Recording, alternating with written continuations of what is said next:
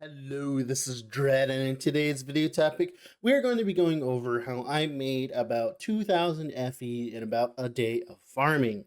So, I want to make a few prerequisites of this. This is, of course, what day is it? The 2nd of January. So, if prices change, I'm not really liable to that. Now, am I? So, let's go over what I did to make some currency. So, Milky, a friend of mine, he makes some Torchlight content as well. He and his chat were talking about how strong Cube was currently. Now, if you don't know Cube, Cube is this guy that you can roll for. It's kind of like RNG. You can get a bunch of beads, use the avarice bounty, and then roll beads until you find something useful, right? And you can very consistently get things like eternities and, of course, imperial mites from it very consistently, also as well a lot of other items as well.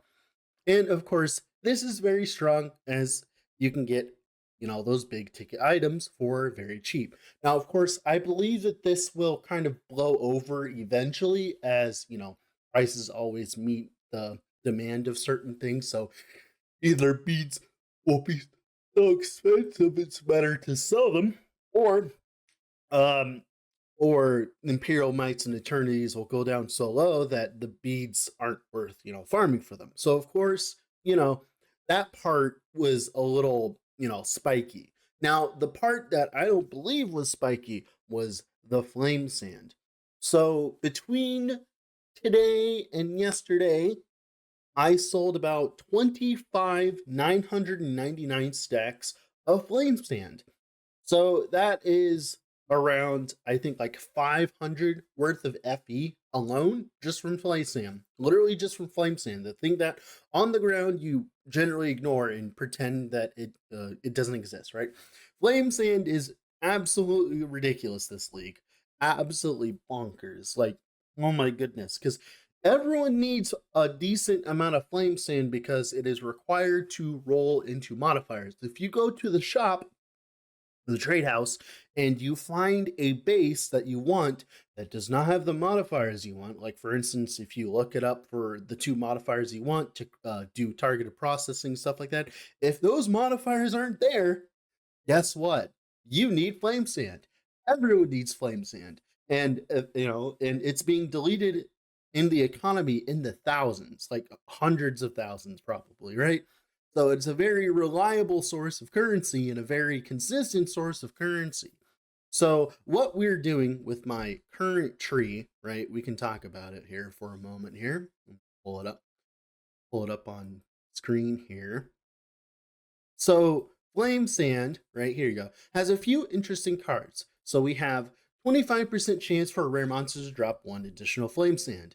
This seems very bad at first until you realize with the current strat that I'm doing, we are adding hundreds and hundreds and hundreds of rares into our map constantly. And this adds up. Over hundreds of maps, this adds up, right? And of course, we also have Tolerant, which is multiplying the flame sand by 2, which is ridiculous because this can multiply stacks as well. I've had plenty of times where rares puke out like 20 plus flame sand at once, which is really, really good. And of course, we have the last note, which is the most important one. Cautious. Rare gear dropped have a 11% chance to become flame sand. So this is where the majority of your flame sand is coming from.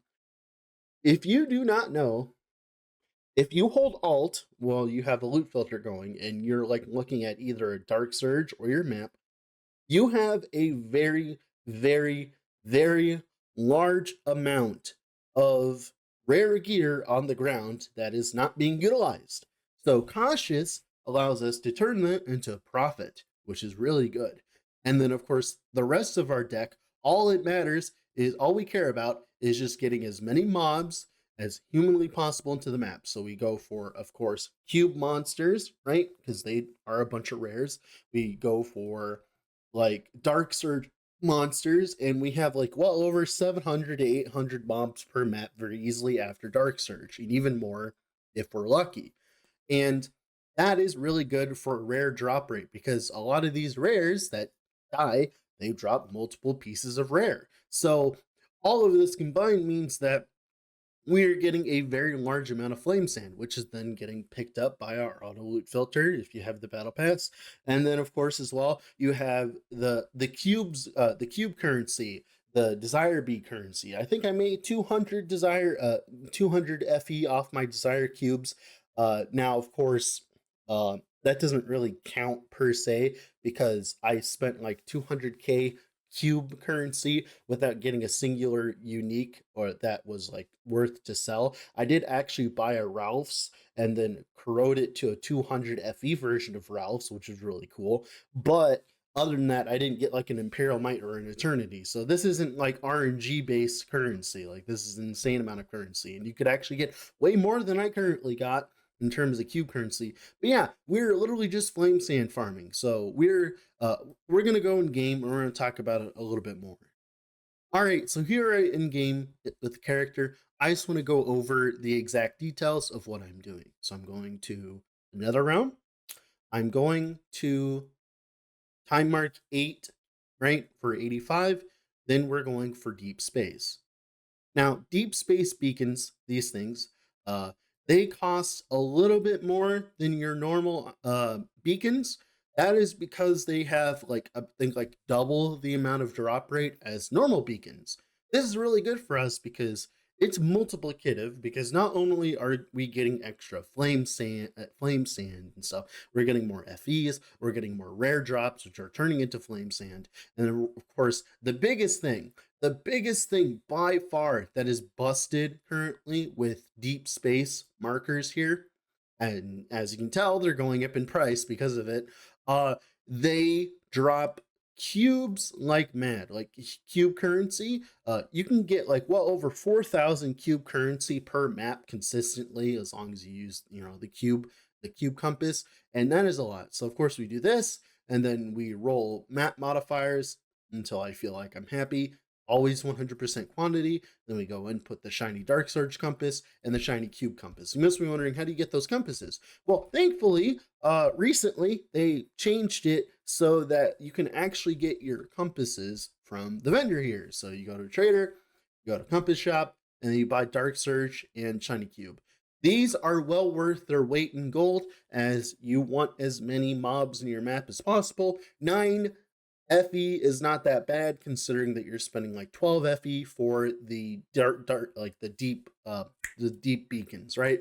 The whole concept here, you must be wondering, well, if I go from tier 5 beacons, the normal ones, which have half the drop rate of deep space, and they cost a tenth of what the deep space beacons cost, right? Why are those so cheap while the deep space beacons are, 10 FE or 12 FE or whatever?